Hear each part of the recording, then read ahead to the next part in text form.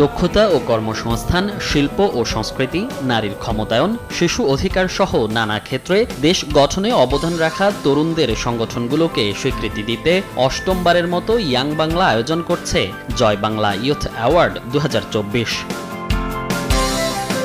ইতোমধ্যে শুরু হয়েছে বহুল প্রত্যাশিত জয় বাংলা ইয়ুথ অ্যাওয়ার্ডের অষ্টম আসরের নিবন্ধন প্রক্রিয়া। Centre for research and information CRI এর অঙ্গ প্রতিষ্ঠান ইয়াং বাংলা তাদের ফেসবুক পেজে এ তথ্য নিশ্চিত করেছে। ইয়াং বাংলা জানায় 28 জুন থেকে শুরু হওয়া এই আবেদন চলবে আগামী 31 জুলাই পর্যন্ত। আর আবেদনের প্রক্রিয়া ও অন্যান্য তথ্য বিস্তারিত জানা যাবে সংস্থাটির ওয়েবসাইট থেকে।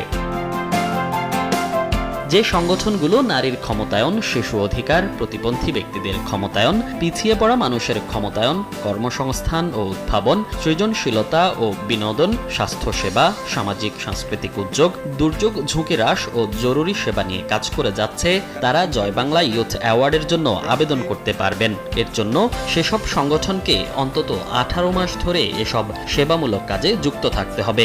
এছাড়া জয় বাংলা ইয়ুথ অ্যাওয়ার্ড পেতে আবেদনকারী সংগঠন বা সংস্থার বয়স হতে হবে অন্তত 2 বছর।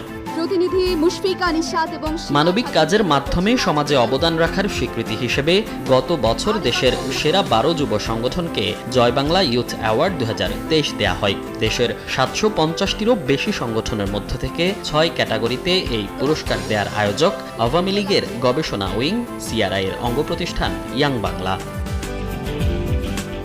তারুণ্যের বৃহত্তম এই প্ল্যাটফর্ম ইয়াং বাংলা 2015 সাল থেকে ধারাবাহিকভাবে জয় বাংলা ইয়ুথ অ্যাওয়ার্ড দিয়ে আসছে। মনির হোসাইন, সময় সংবাদ, ঢাকা।